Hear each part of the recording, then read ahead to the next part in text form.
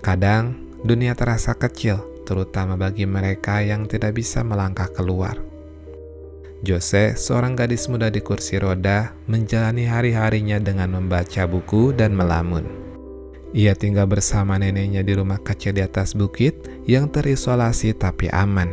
Dalam pikirannya, laut dan kebebasan hanya hidup lewat gambar dan imajinasi. Suatu malam, sebuah kursi roda meluncur menuruni bukit. Suneo, seorang mahasiswa penyelam yang kebetulan lewat, menolong gadis itu. Ya, gadis itu adalah Jose. Dari pertemuan yang tidak disengaja itu, dua dunia yang berbeda mulai bersinggungan. Awalnya, Suneo hanya bekerja membantu nenek Jose mengurus cucunya. Ia pikir pekerjaannya itu akan mudah. Tapi ternyata Jose keras kepala, sinis, dan tidak mau dikasihani. Namun di balik tutur katanya yang tajam, Suneo mulai melihat sisi lain dari Jose, yaitu rasa ingin tahu yang besar tentang dunia luar. Hari demi hari, mereka makin dekat.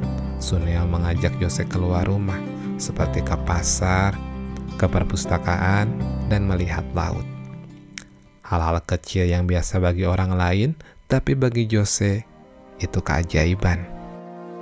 Untuk pertama kalinya, ia merasakan angin di wajahnya, aroma asin di laut, dan cahaya yang menembus kulitnya.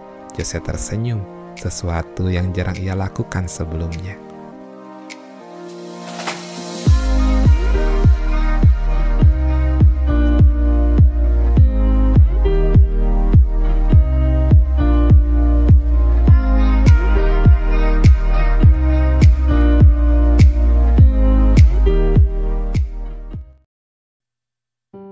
Namun hidup tidak selalu lembut. Suatu hari nenek Jose meninggal karena serangan jantung. Dunia yang kecil itu runtuh dalam sekejap. Jose merasa kehilangan segalanya. Kehilangan arah dan satu-satunya orang yang selalu menjaganya. Suneo mencoba menemaninya, tapi dunia nyata tak berhenti menuntut. Ia bekerja keras mengejar beasiswa untuk impiannya di luar negeri, dan waktu mereka bersama semakin sedikit. Suatu malam, di pantai tempat mereka biasa berjalan, pertengkaran pecah. Jose menuduh Suneo ingin meninggalkannya. Suneo membalas dengan kejujuran yang menyakitkan bahwa ia tidak ingin hidupnya berhenti hanya karena kasihan. Dalam kekacauan, kursi roda Jose tersangkut di jalan. Mobil datang dari arah lain, Suneo berlari menyelamatkannya, dan kecelakaan pun terjadi.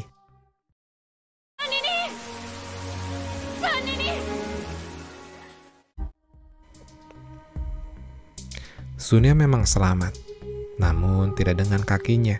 Menurut dokter, kakinya tidak bisa seperti semula, bahkan mungkin lumpuh.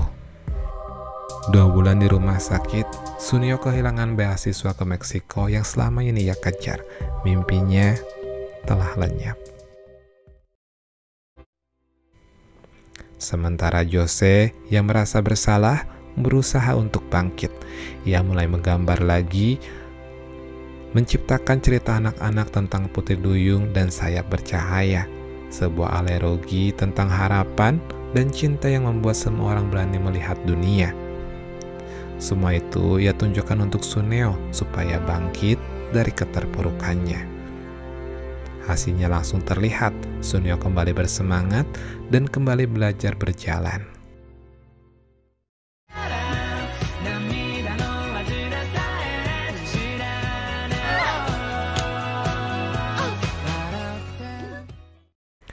Waktu terus berjalan dan musim berganti menjadi musim dingin.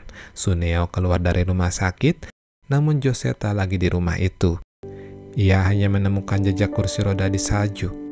Tanpa ragu, Suneo mengikuti jejak itu, menembus dinginnya pagi. Di tengah jalan bersalju, kursi Jose tergelincir karena diserempet orang. Dan seperti takdir yang berputar, Suneo datang menangkapnya tepat sebelum ia jatuh.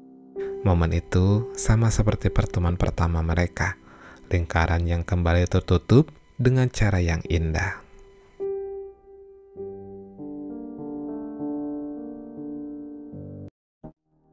Hidup tak selalu berjalan seperti apa yang kita mau.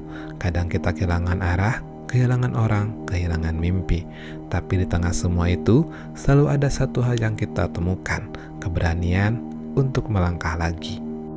Jika suatu hari kamu merasa kecil seperti Jose, ingatlah, laut yang luas pun bermula dari tetes air. Terima kasih sudah menonton, sampai jumpa di kisah selanjutnya.